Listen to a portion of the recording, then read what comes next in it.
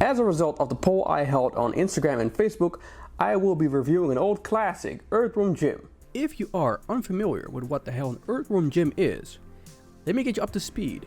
Earthworm Jim is a character created by Doug TenNapel, an American animator. There's also David Perry, who was head of Shiny Entertainment back in the 90s, a video game company which made some experimental games. Shiny was so impressed about TenNapel's Earthworm Jim creation that they bought the rights from TenNapel and started the whole process, which led to the Earthworm Jim games. Shiny games were, like many games in the mid-90s, weird and progressive.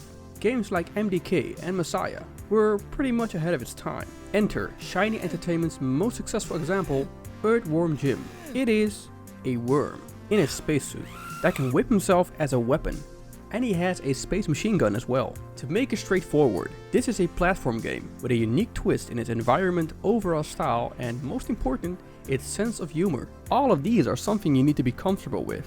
It's a hit or a definite miss. The wacky, zany humor, combined with fluent comic style graphics, is something that I at least enjoy. The game was released in 1994 on the Sega Mega Drive and the Super Nintendo and was a huge success. I don't want to get into a lot of details and background here. Most of it can be extensively read and it's a good read on Wikipedia.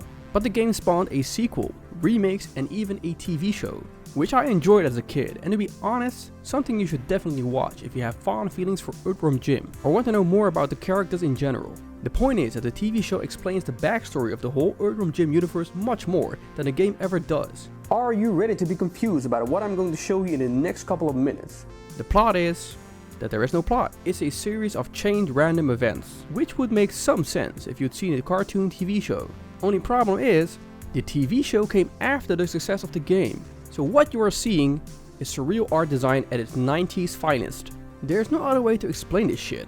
If you ever watched an episode of Ren and Stimpy and liked it, then you'll feel right at home. Space dogs made out of bones, crows with large beaks, floating fish with propellers on their back and stomachs, lawyers in hell that throw documents at you, fat guy on a hook that burps rotten fish. I don't know.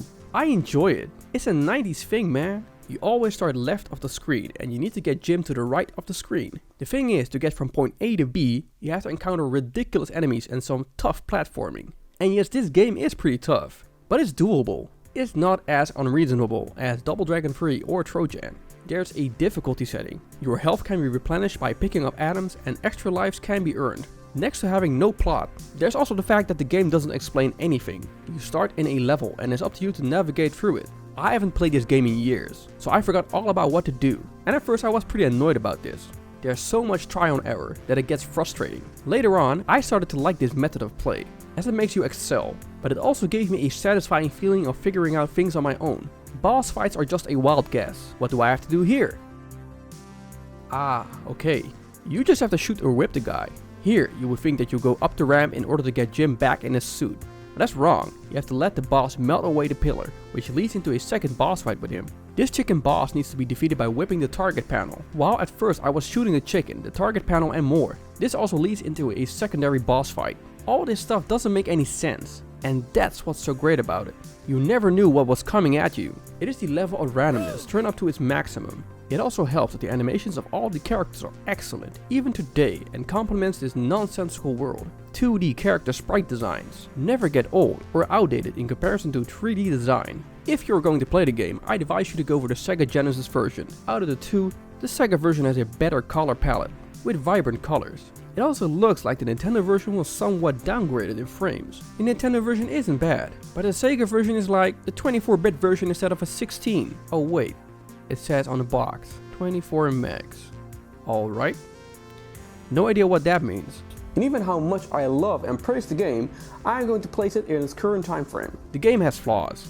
I am not a fan of the space race sections. They happen every time you finish a platforming level and they are boring.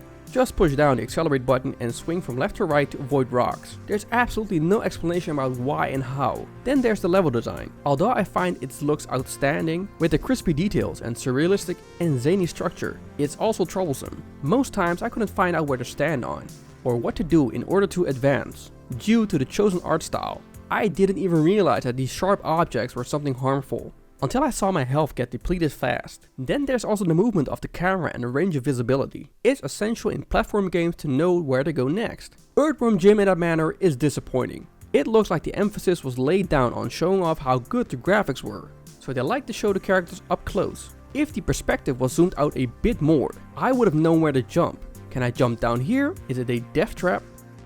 Oh no, it's not. And here it is. Then there's the fact that the game can, due to its wacky humor and fast-paced gameplay, be a bit stressful for some. There's a section that reminded me a lot of the original Teenage Mutant Ninja Turtles on the NES, where you need to swim through electric seaweed towards the exit within a strict time limit. This game has a similar section, and damn, this is hard. You need to navigate Jim to the exit in a breakable glass submarine. Every hit you make against the environment makes the glass break bit by bit. In one section you have to bungee jump against a character made of snot. The goal is to make his rope, made of snot, break by body slamming him into the left or right side of the cliff. 3 times you need to do this. The first time it's funny, the second time it's boring, the third time it's a drag. Especially as the snot character becomes somehow self-aware and can be pushed that easily in the final round. More annoyingly, the monster in the water below eats Jim when he gets near, but the snot character is invulnerable. There are some more tiny irritating sections, but the overall experience is that the game is highly enjoyable. The game ends with this ending movie of the Bee Queen, that's what I'm calling her, the princess with no name, gets the illicit cow on her head. Again, the problem is narrative. There is none, unless you've seen a TV show to have some clarification. And that's all there is for this first Earthworm Jim game. Would I recommend this in 2020? If you've never heard about Earthworm Jim, this is a good time to do so. The game was popular in the 90s, with remakes on newer consoles, and even talks about an Earthworm Jim Part 4. The game even had a Super Nintendo physical cartridge re-release from I Am 8-Bit, a company that is specialized in releasing retro as well as newer games and tasks in other physical media forms. Earthworm Jim is definitely worth a play.